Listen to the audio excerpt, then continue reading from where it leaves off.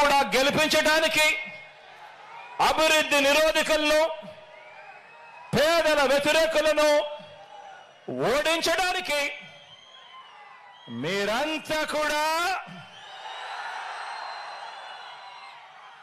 సిద్ధమేనా అని అడుగుతా ఉన్నాను.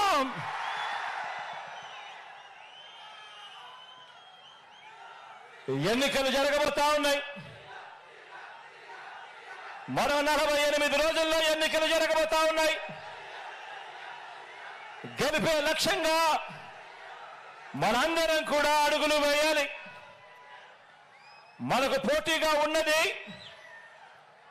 అబద్ధాలు చెప్పేవాళ్ళు, మోసాలు చెప్పేవాళ్ళు, అవలీలగా కుట్రలు చేసే కూటమి మనకు ప్రత్యర్థులుగా ఉన్నారు.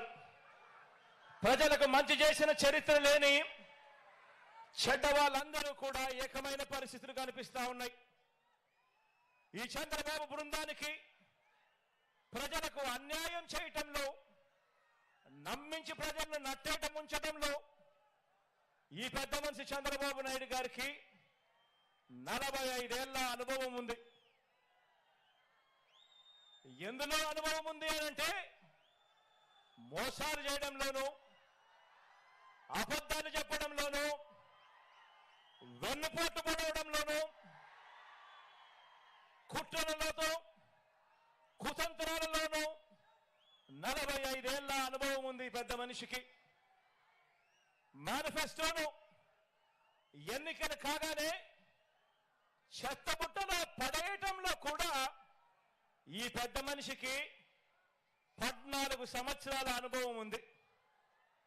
ఎన్నికలప్పుడు మాత్రమే మేనిఫెస్టో గుర్తుకొస్తుంది, రంగురంగుల కాగితాలు గుర్తుకొస్తాయి. ఎన్నికలు అయిపోతూనే చెత్తబుట్టలో పడేస్తారు మేనిఫెస్టోను.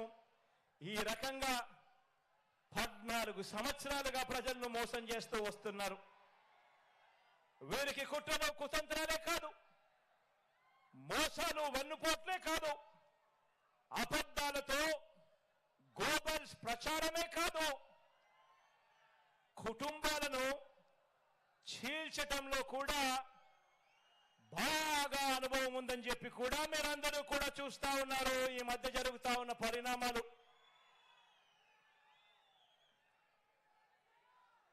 మా చిన్నాన్న గారిని, మా బాబాయిని, వివేకం చిన్నాన్నను ఎవరు చంపారో, ఎవరు చంపించారో ఆయనకు, ఆ దేవుడికి, ఈ జిల్లా ప్రజలందరికీ కూడా తెలుసు. కానీ బురద జల్లేందుకు ఇద్దరు చెల్లెమ్మలను ఎవరు పంపించారో, వారు వెనకాల ఎవరు ఉన్నారో మాత్రం మీ అందరికీ కూడా రోజు కనిపిస్తూనే ఉంది. ఇంకా ఆశ్చర్యం ఏమిటో తెలుసా? ఇంకా ఆశ్చర్యం ఏమిటి అనంటే, వివేకం చిన్నాన్నను అతి దారుణంగా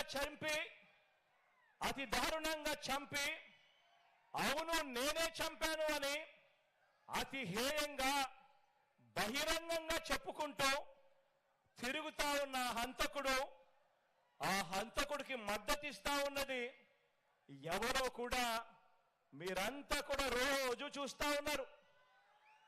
ఆ చంపినోడు ఉండాల్సింది జైల్లో, కానీ ఆ చంపినోడికి మద్దతిస్తూ నేరుగా నెత్తిన పెట్టుకొని మరీ మద్దతిస్తా ఉన్నది ఈ